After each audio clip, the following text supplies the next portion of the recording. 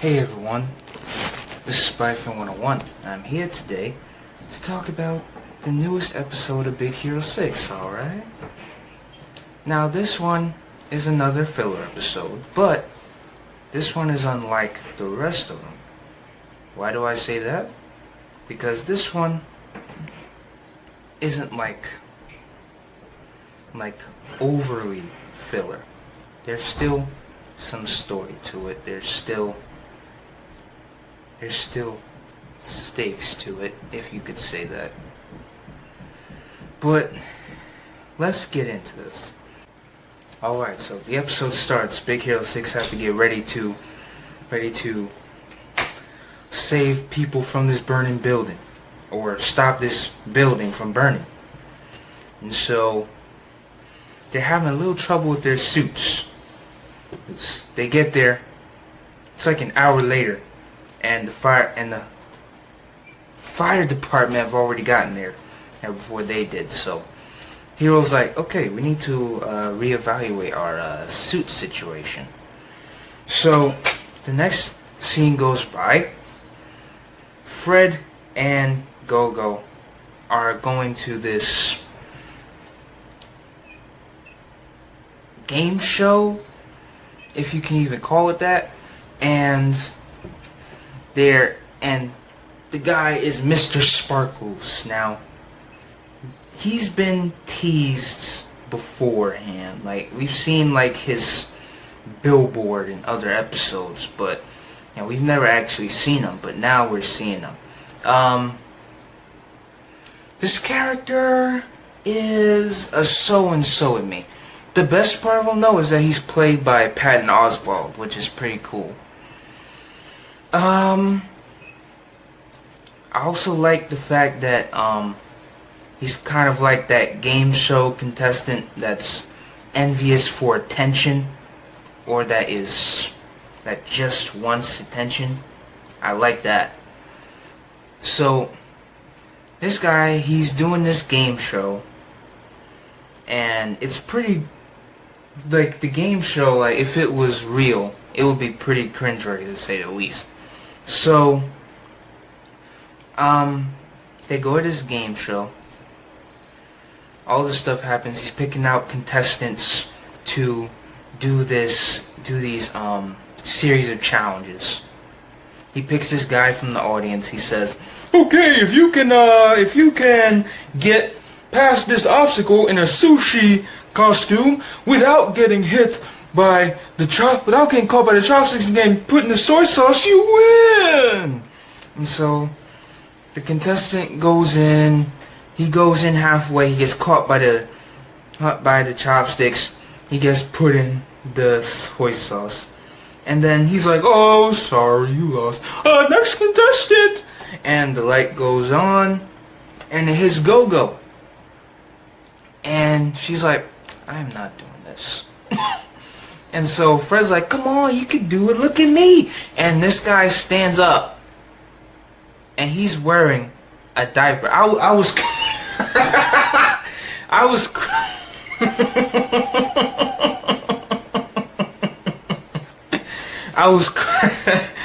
was cracking up, man. Oh my, that was so funny, 'cause it was so random. I did not expect that at all, 'cause it was so random.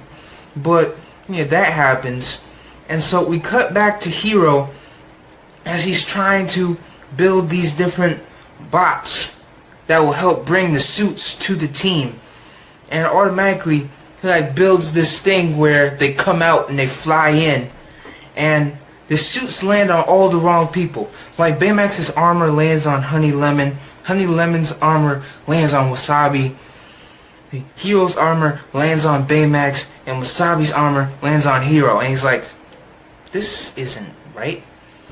And then we cut to them back. We cut to at Gogo's apartment. Honey Lemon shows Gogo this video that she took of Mochi doing a slow clap. And apparently it's trending all over the place. So Mr. Sparkles sees this, And slowly, the Mochi starts to get more popular than he is. And it shows the passage of time and how slowly his audience begins to decrease, and how people outside the theater, outside of his game show theater, are like lining up to see Mochi because Aunt Cass was taking a bike ride and had Mochi with her. And he gets upset at this because, you know, the cat has more popularity than he does. So he goes out of his way. Oh wait, no. Before that, we cut back to Hiro trying again with this robot. This giant spear comes out. It comes down, and we see that it's supposed to eject the suits, but it doesn't work. And Hiro's like, why isn't it working? And Wasabi's like, okay, I'm gonna go now. But as it happens, like, Hiro has his head, he was bumping his head on the spear, and it starts to go down, and starts to go after Wasabi, kind of like Indiana Jones style. So he's running. Baymax is like, oh no. And then the spear hits 2 trees, and it ejects the suits that way into the wilderness. And then Wasabi is like, I think you're experiencing what was it called? What did they call it? They called it something like genius block. That's what it was. He's experiencing genius block. And so the next scene we cut to Hiro laying on the bed, and he's experiencing this genius block, and he doesn't know what to do. And Baymax puts on therapist mode. He even sits down like this, like all therapists do.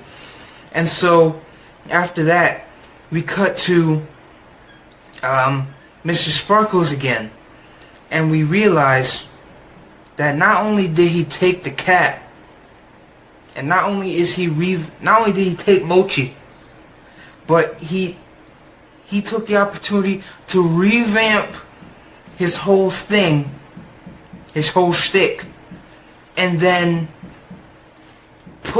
build a missile that will take Mochi into the far reaches of space. And this was absolutely nuts.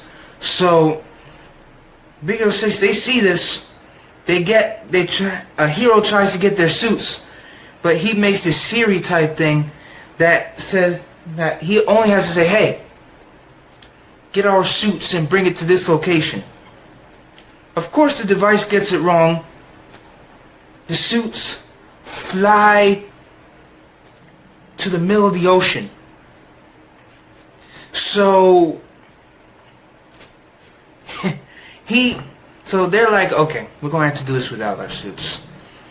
So Baymax, she go with on Cass so she doesn't find out that Mrs. Sparkles has them, and I'm going to stay here and build another thing, try again, and these guys are gonna, and the rest of you go out with Mrs. Sparkles and try to save Mochi yourselves. So that happens. Fred and Gogo, Fred, Wasabi, and Honey are all going after Mrs. Sparkles, and they have to go through the game show as well to try to save Mochi. Every single one of them fail except Gogo, which I completely expected. And during that scene, if you put, what would make the scene cooler is if you put her theme from the movie in there. That would make it so much better. And so she wins, but when Sparkle is like, nah, I'm not gonna live up to the deal. He sends the rocket flying, and they go out, see there's nothing they could do. But Hiro gets there on his moped, and he's like, nope, there is. And so, if you thought that it was cool that he built a robot version of himself in the last episode, he builds this robot that goes up, grows arms, gets Mochi out of there, flies back. Like, it was so cool.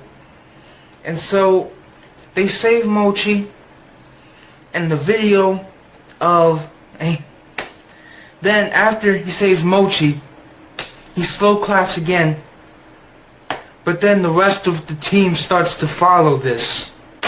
And so the next episode, the next scene, why do I keep saying the next episode? The next scene comes in, and we see that the video of Mochi and Aunt Kaz being reunited is now the most popular video ever, and is trending more than the first video did. And then the second last scene of the episode, Hiro figures out this suit thing, and so he calls in the bot that he used to save Mochi, and he uses that to bring the suits to them. And so the last scene of the episode is Mr. Sparkles as after he launched Mochi upward, he got away. And so he's wanted, and he saw that the video of his thing actually got 10 million views. So as we see that he's wanted, he gets, he gets egotistical, and that's where the episode ends. Now, this was a very good episode, even though it was extremely filler. I get it, it was filler, because we didn't see, what was the evil mastermind's name? Obake. Even though we didn't see Obake or anything related to him, I think that that's okay, because unlike the Mirohara Woods episode that was definitely filler, it had filler written all over its head, had filler tattooed on its head, this episode was actually really good. The story was good to the point where I didn't care if it was a filler or not. It was just a good episode. So as the score goes, I'm going to give it a 9.5 out of 10. And the reason why is because, there's still a penalty for it being a filler episode. So, yeah.